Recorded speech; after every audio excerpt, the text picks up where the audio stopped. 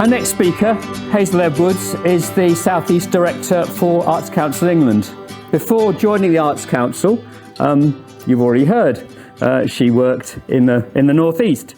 She led research in arts, humanities education at Durham University, and then was at the Discovery Museum in Newcastle upon Tyne.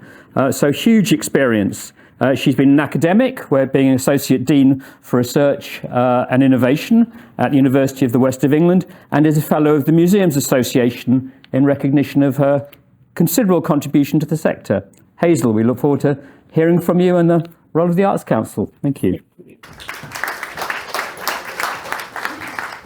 Hi, everybody. This is a celebration of human capital, isn't it? Everybody in this room just developing that notion of capital and what it means. So thank you very much for inviting me here to this beautiful venue, and also giving me the opportunity to look at your strategy, which is 10 out of 10, an excellent strategy, so worthwhile looking at, and I think it's available online, isn't it? So what I want to do today is tell you a little bit about what Arts Council does, because there may be people in the room who don't understand what we do. Mention briefly our investment, particularly some recent decisions we've made in relation to our investment, and then talk about our strategy and how that frames our work in supporting all of you in developing vibrant cultural communities. And then if I have enough time, I'm just going to touch very quickly on partnerships and how important they are in that work, and placemaking. And then I'm going to leave you with 3 provocations, which I'm hoping might help frame that panel discussion that we're going to have later. And I'm also, during the talk, going to try and reference your strategy so that it's meaningful for you, because, you know, I appreciate that most of you in this room are either working in or based in Buckinghamshire. So what does Arts Council do? Can we have the next slide? In fact, I'm forgetting. I'm really sorry, Jake. I'm forgetting about the slide moving through. So if we can just look at the first slide and then we'll move on to the next one. Yes. So do we have a question or? Yes. Can we have her microphone nearer to her? Yes, if we can. See if we can. See if we can. There we are. Is that better? Okay. Let's move on to the next slide. So this is what we do. We're a national development agency for culture and creativity, and we work with cultural, it might be, thank you. We work with cultural organisations, museums, libraries and individual creatives, to develop their practice and to develop those organisations. And interestingly for all of you, we're an arm's length body from government. So we sit in a government department called the Department for Culture, Media and Sport, which is led by the new Secretary of State, Lucy Fraser, MP. But we also have relationships with other departments, including the Department of Levelling Up, Housing and Communities, the Department for Education and the Department for Health. So if we can have the next slide, please. So this put very simply is what we do. So our biggest role is to invest money on behalf of the government. We have grant in aid, but we also invest money on behalf of the National Lottery, and that money from the National Lottery funds projects. So if you're interested in seeking some Arts Council funding, it's probably our National Lottery project grants that you need to be looking at.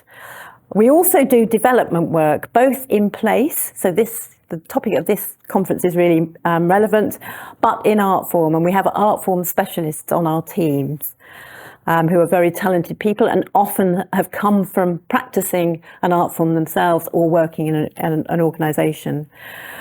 We use our power to convene by bringing people and organisations together, much in the same way as Bucks Culture does on a more local level. And then the last thing I just want to reference is our research. So we've got a fairly newly established team that look after data and do all that really important insights work. And they do lots of research that informs our investment and our development work and also tracks its impact. But we don't always do that in isolation. We often work with universities, and we also commission our own research. So that's what Arts Council does in a summary. We're divided, if we move on to the next slide, Jake. So we're divided into 5 areas: London, the South East, South West, Midlands and the North. And as you heard earlier, I'm the area director for the South East. South East is a really big area. It includes East Anglia and the South East. So by that I mean the ring around London. The area stretches along the coast. We've got lots of coast in the South East. So from West Sussex up to North Norfolk. It includes the home counties, goes as far as Oxford and along the M4 to Reading and Newbury. I pass through those places today. And as you said, Julius, earlier, the South East is really an area that's dominated by small towns. So I'm very interested in what that means for Buckinghamshire because it's so relevant to other areas within the South East. And the proximity to London is also something that we sort of navigate. There are absolute benefits to that, but there are some challenges as well. The South East, contrary to how a lot of people might perceive it, is an area of economic contrast. So we've got the overheating, for example, of Oxford and Cambridge, but we've got the decline of lots of coastal communities across the South East, and the challenges of rurality, particularly in East Anglia. So it's an area of topographical contrast. I've mentioned coast, we've got great swathes of rural area, we've got urban areas, of course, and we've got a whole interesting collection of post-Second World War new towns, such as Crawley, which is incidentally where I was brought up, Basildon and Harlow, and then we've got some new garden cities, such as Ebbsfleet on the Thames Estuary, but also much closer to home, Aylesbury Garden Town. So I could say a lot more about the South East. I'm sort of endlessly fascinated by all the different features that comes together in the South East.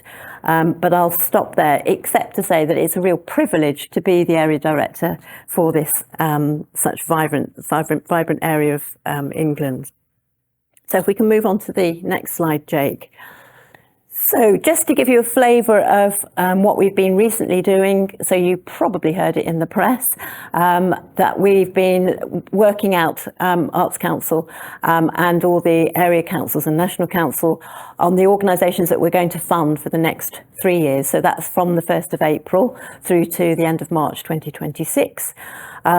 We have a total of 990 organisations that we're going to fund, and that will draw on a pot of money which is worth £446 million per year, and that's the grant in aid that I mentioned earlier from government. So this includes 276 new organisations in the portfolio, so that's quite a transformative change to our portfolio.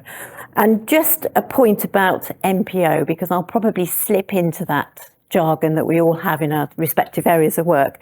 So MPO is the National Portfolio Organisations that make up our national and our South East portfolio. So they're arts organisations and museums and libraries that receive regular annual funding from the Arts Council. And together they make our national portfolio. And we expect those MPOs to be leaders in their areas with a collective responsibility to protect and develop our national arts and cultural ecologies. And there are several in the room today. So if you would like to just make yourselves known to me over lunch, that would be lovely, because I haven't met with you.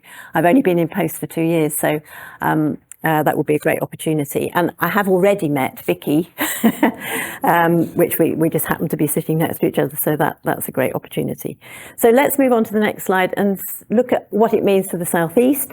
So we have 139 organisations in our portfolio in the South East, with a total of just under £46 million invested on a yearly basis. And of these, there are 52 new organisations joining the South East portfolio, which will open on the 1st of April. So let's move on to the next slide, please. So I just thought it would be useful for you to have a perspective on the Buckinghamshire organisations that we're funding. So it's £1.5 million invested in Buckinghamshire organisations. The more observant people in the room who know about the Buckinghamshire County Unitary Authority will spot that there are some organisations in Milton Keynes, but I've just checked with Richard. That's okay. But I just wanted to demonstrate the breadth of our funding. So we've got 3 new joiners. So Vicky joins us as the leader of the National Paralympic Heritage Trust. The Milton Keynes Islamic Arts Heritage and Culture Organisation is joining us, and the Pagraf South Asian Dance Company Limited will be joining the organisation. And that's alongside the well-established organisations that have been in the portfolio for a few years: Bucks County Museum, Milton Keynes Arts Centre Limited, MK Gallery, which is the contemporary Milton Keynes Art Gallery, and Wavendon All Music, which is based in the Stables, and they lead the Milton Keynes International Festival, which takes place every July, and some of you may enjoy some of those activities as part of the festival.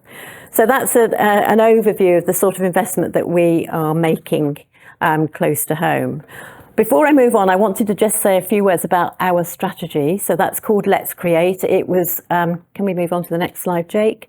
It was launched in January 2020, just before the pandemic, so we had to sort of put it on hold. But since 2021, we've been really engaging with that strategy. And it's the engine of change for our investment and our development work. There are 3 outcomes in that strategy. We're very focused on supporting creative people, individuals, and engaging with arts and culture. We're also working together nationally and internationally in promoting the nation as a creative and cultural country. But for the conference here, I'm going to focus more on cultural communities. So that in many ways is a new feature of the work that we're doing at Arts Council. We're really focused on developing cultural communities and ecologies in place. So a lot of the things that you said, Richard, really resonate with Arts Council. And I just wanted to say something about museums and libraries. So they have been sort of not neglected, but they've not received as much investment in previous portfolios. But there's a particular emphasis on supporting museums and libraries in this portfolio. So let's move on to the next slide. So a little bit behind what we mean by cultural communities. So we support and involve communities in high quality culture, in their delivery in high quality culture. We're really keen that creative and cultural opportunities underpins education for children and young people. So there's a big programme around children and young people. That connection with health and well-being, we absolutely see the value of arts and culture working with health bodies to promote that aspects of people's lives.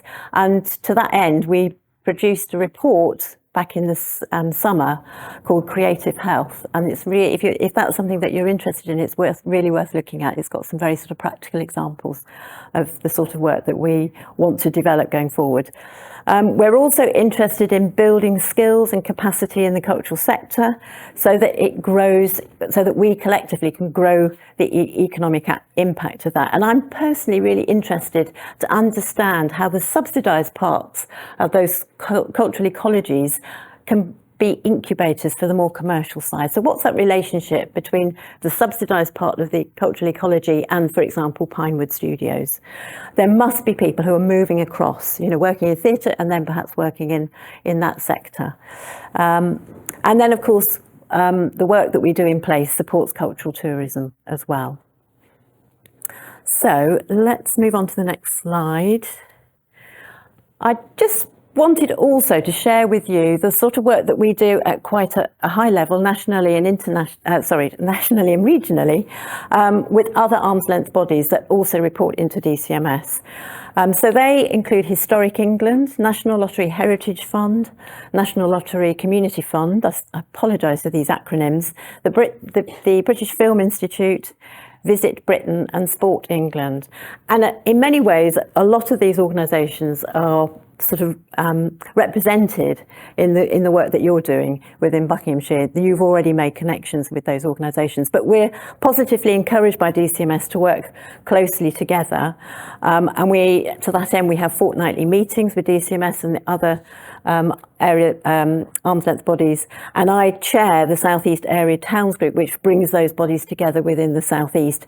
And what we do is have really valuable meetings about the different places that we're focusing our investment on, so that we're working in a coordinated way and not against each other. So it will be interesting to think about those partners and whether there's new partners that you might want to bring to the table based on that collection of partners that we work with nationally and regionally. So if we can move on to the next slide. So I just wanted to mention the funding that government makes available through various schemes like Stronger Towns Fund, Levelling Up Fund. You've probably heard about these in the news, and the UK Shared Prosperity Fund. So government has really recognised the value and the role of arts and culture in regenerating the public realm and local economies, particularly the regeneration of high streets and town centres. And of course, they're so important to small and medium-sized towns post-pandemic. So there are arts, culture and heritage elements to the big government, largely capital, I should say, investment programmes. And to this end, Arts Council, alongside the other arm's length bodies, advise local authorities on their applications, support them through the delivery, and we're also involved in the assessment of those applications. So just another perspective on the work that Arts Council is doing in place. Next slide, please. So I promised you that I would talk about partnerships. You can't overstate the value of partnerships, and I'm sure that all of you in this room, in many different ways, work in partnership with all sorts of organisations. But I just wanted to suggest to you the sorts of partners that you might want to have around a table if you want to push forward on developing your cultural offer in place. So obviously you need your local authority. They are the anchor organisation. They not only bring funding, but they also bring estate and that support. Local enterprise partnerships, the LEPs, are good people to have around the table. Business improvement districts, the BIDs, are also increasingly, we're seeing, bringing applications to Arts Council because they're doing interesting work in public realm to animate town centres and high streets. Of course, bring in your local businesses as well. There's an awful lot of creativity and entrepreneurial spirit in those small businesses, and quite often there are creative practitioners running those, small little interesting cafes. We've talked about New Buckinghamshire University, very valuable to have a university at the table, and also critically your local college as well. The schools and youth sector, important to have them represented. I've already spoken to you about the value of health and well-being, so the health and social care sector. And the sort of the enterprise creative sector around the voluntary sector, rather than just simply focusing on public sector. I think, and that sector will be particularly lively, I'm suspecting, in Buckinghamshire. So to have some representatives of that area of our lives is always useful. And then finally, of course, invite those cultural organisations to the table. But it is very easy just to have meetings and for them just to be talking shops, isn't it? I'm sure we've all been to those meetings and we've come away thinking, well, I've had a lovely conversation, but what actually is the action to take away? So what I would like to suggest is that in order to break down those silos, you really need to have a shared vision and a strategy to underpin that. So that's why Buckingham strategy is so important in this. And to put that together, don't give it to a consultant, or perhaps give the job of bringing it together to the consultant, but absolutely make sure that local voices are part of that shared vision. Place branding is also really important, and I was interested to note that in Buckinghamshire you've identified literary and sports heritage as a way of developing your place brand. Identify some quick wins, because this is a long journey. So if you can arrive at some quick wins, perhaps a small festival or a literary festival, then that really puts a marker down, but it also brings success and celebration for the people who are behind that strategy. But also have pipeline of great projects in your back pocket, so that when there are funding opportunities that sometimes come very quickly, you'll be very familiar with this, Richard, from government or from elsewhere, that you've got some projects in your back pocket to bring out and use to make those critical applications. And then the final thing I just wanted to talk about was cultural compacts. Now, this is something that Arts Council, along with DCMS, have been promoting. It was an initiative that was rolled out in 2019-20, and we've just refreshed our promotion of them recently. So there's information again on our website if you're interested. But you might want to consider creating a cultural compact, and it's a group of interested people or bodies, often with a local authority as the anchor, that come together to create that vision and strategy. But the important thing is that once you've got your strategy, they then become the delivery agency for the work that you're going to do. That's the body that receives the funding and ensures that there is delivery. So have a look at cultural compacts and consider them going forward. Okay, how am I doing for time? A little bit more? That'd be great. Okay, so I think that if we just move on to the next slide, the next two slides, I'll just skim over. So I think there are two phases to placemaking. Just flip to the first one. And that, what I call the temporary contemporary. So think about how you might want to populate the public realm using outdoor arts, public commissions. Empty shops and vacated offices are another way of creating a cultural presence, and of course those festivals. And then if we move on to the next slide, if you're playing the long game, however, you need to really be clear about your destination landmark buildings. So those might be the cultural offer.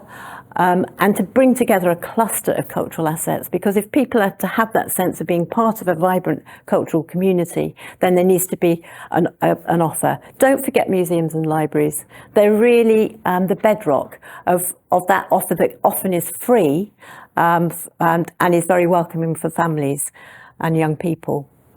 And I'll stop there, but what I would like to do, so if we can just move on to the last slide, is to articulate those provocations to you. So I'm wondering if it's worth thinking about distributed leadership. So if you're going to be successful in this endeavour, then you need to think about a way of how you manage that distributed leadership. You've got a great example in Julius and Bill. They're actually embodying distributed leadership, but have a think about that in a geographical sense. The importance of a shared local vision and strategy. How do you reach that?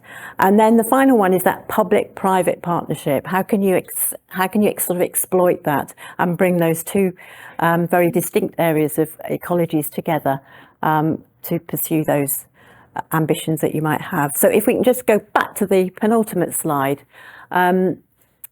Can we just go back to the penultimate? Yeah.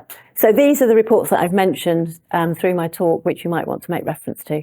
Thank you very much for listening, and thank you to Jake for the slides, and to our signers, Marie, and I think it's Sarah, isn't it? Thank you very much. Thanks for your attention.